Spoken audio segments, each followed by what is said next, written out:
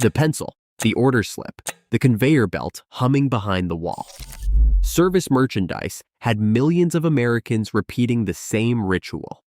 Browse a catalog, write a number, and wait for your purchase to emerge from a back room you never entered. Efficient, data-driven. In almost every way, it was the logic of online shopping, decades before the internet existed.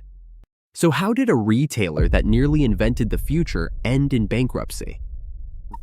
Rows of metal catalog racks greeted every shopper, the pages thick with glossy photos and tiny print. Each item, a gold necklace, a camera, a bread maker, had a number, not a price tag. Shoppers stood shoulder to shoulder, pencils in hand, scanning and circling, the air tinged with anticipation and the faint scent of newsprint and carpet glue. The ritual was always the same. Find your item, write its code on a carbon paper slip, and walk the slip to the counter. No aimless wandering, no temptation to pocket a trinket. Merchandise stayed locked away, safe behind the scenes. The order slip was more than paperwork. It was a ticket to the hidden machinery of the store.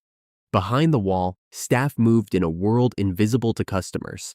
Rows of shelving, barcode guns, and conveyor belts humming with efficiency. Orders arrived by tube or terminal. Pickers retrieved the exact stock-keeping unit, bagged it, and sent it down the belt. The customer, meanwhile, waited at a numbered station, eyes flicking to the window, watching for their box or bag to appear. Minutes passed, sometimes only seconds, but the moment of arrival always brought a jolt of satisfaction. This system was not just about spectacle. It was a fortress against shoplifting, a way to control inventory with surgical precision. With most goods off the floor, shrinkage rates stayed enviably low, far below open-shelf competitors. Fewer sales clerks were needed. The labor model relied on backroom pickers and a handful of front-end staff. The showroom could display hundreds of items in a fraction of the space required by traditional stores, making every square foot count. For management, the logic was irresistible. Fewer hands on merchandise meant fewer losses. Fewer employees on the floor meant lower payroll. The catalog and conveyor system turned chaos into order. Every transaction tracked, every product accounted for. But underneath the surface, this tightly controlled dance depended on a world where customers were willing to wait, where anticipation was part of the bargain, not a flaw. That expectation would soon be tested. Long before conveyor belts and catalog slips, the story began on a quiet street in Pulaski, Tennessee. In 1934, Harry Zimmerman and his wife Mary opened a modest 5-and-dime store, selling household goods and small luxuries to neighbors who counted every penny. The Zimmermans were first-generation Americans, the children of immigrants who understood the value of thrift and hard work. Harry stocked his shelves with toys, kitchenware, and sundries, always watching what sold and what customers needed most.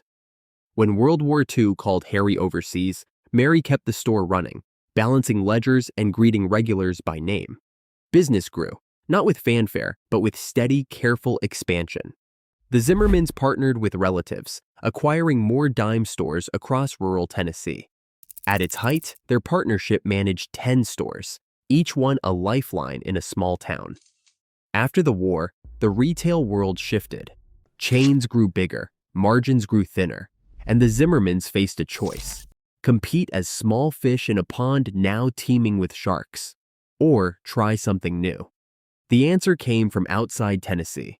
Harry heard about a new kind of store in Richmond, Virginia, Best Products, where shoppers browsed catalogs, filled out slips, and received their orders from a back room. The idea was radical. It eliminated the open shelves, cut down on theft, and let customers do the choosing themselves. In 1960, the Zimmermans took a leap.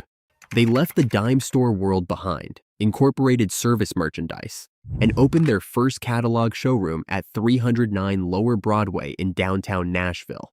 Inside, customers did not just shop. They participated in a new ritual of selection and anticipation. The annual catalog became both invitation and promise, filled with jewelry, electronics, and gifts. The Nashville prototype was not just a reaction to pressure, it was a calculated move toward efficiency. The Zimmermans built a system that minimized waste and maximized control, blending family values with a sharp sense for what the next era of retail might require. But every innovation carries its own risks. The catalog showroom solved yesterday's problems and set the stage for tomorrow's challenges. By the mid-1990s, service merchandise stood at its zenith, a retail giant processing over $4 billion in annual sales.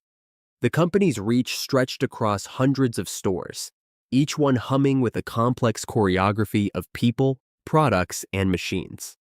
Behind the polished glass and catalog displays, a hidden nervous system pulsed, computerized inventory tracking, daily point-of-sale uploads, and a central database managing the wishes and purchases of 24 million households. The scale was staggering.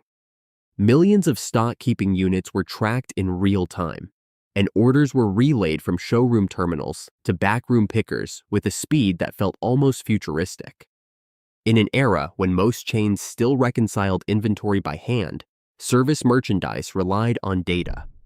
Every transaction, every slip of paper, every sale was captured and transmitted to headquarters overnight. The company deployed early barcode systems, in-store kiosks for checking stock, and electronic gift registries that prefigured the logic of online shopping. The result was a sense of precision and anticipation. Customers could trust that what they wanted was in stock, waiting somewhere behind the scenes. What looked like magic was really the product of relentless optimization. The system delivered efficiency, security, and a sense of order that most retailers could only envy. But every advance came with a cost, hidden beneath the surface, waiting for its moment. December brought a surge of hope every year, but also a wave of anxiety no spreadsheet could fully capture. For service merchandise, the holidays were not just busy, they were make or break. Nearly half of all profits depended on a single quarter. A weak December could turn an entire year's work into red ink, and the pressure only grew as the competition sharpened. By the late 1980s, the company had stretched itself thin, acquiring new chains and opening stores in dozens of unfamiliar markets.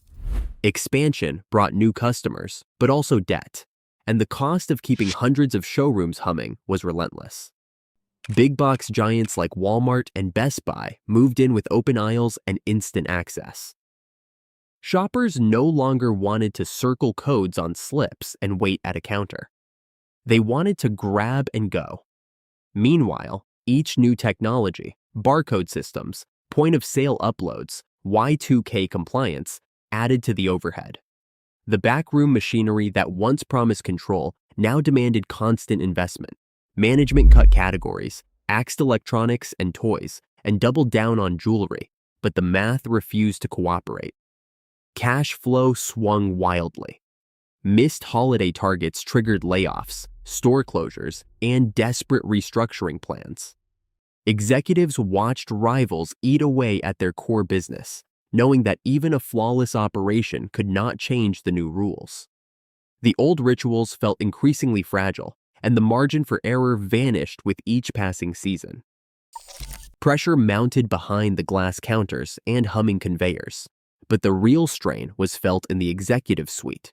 By the mid-1990s, the company's top leadership began to fracture under the weight of relentless holiday targets, mounting debt, and the creeping realization that the old rituals no longer held sway.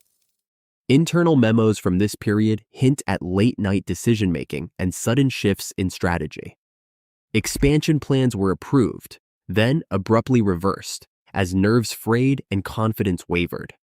Anecdotal reports from former board members describe a CEO increasingly isolated, cycling through waves of optimism and despair as each December's numbers threatened disaster.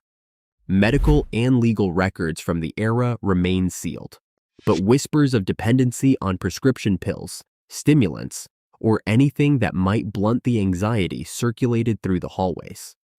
The company's risk tolerance spiked, Financing deals grew bolder, even reckless, as if the only way out of the spiral was to double down.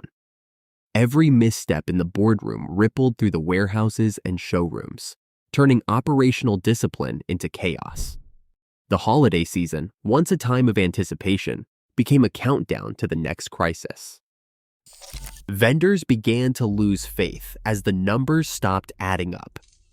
In March 1999, Service Merchandise filed for Chapter 11 protection, listing $1.5 billion in assets and $1.3 billion in debts.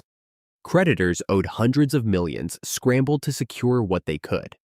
Store closings swept across the country. 134 locations shuttered in a single wave. Former rivals and analysts split in their readings. Some called it the final gasp of an outdated catalog relic, unable to match the speed and spectacle of big box giants.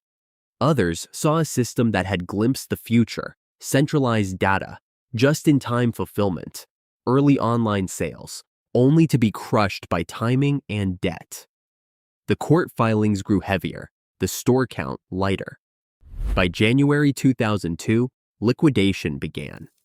The last orders slipped through the conveyors, and the lights went out on a model that had been built too well for a future America left behind. A vanished ritual, the slip, the wait, the promise behind a wall. Service Merchandise didn't fail for lack of vision. It failed because its logic fit a future America never fully claimed. Today, as algorithms shape our choices, we still risk building perfect systems for worlds that never arrive.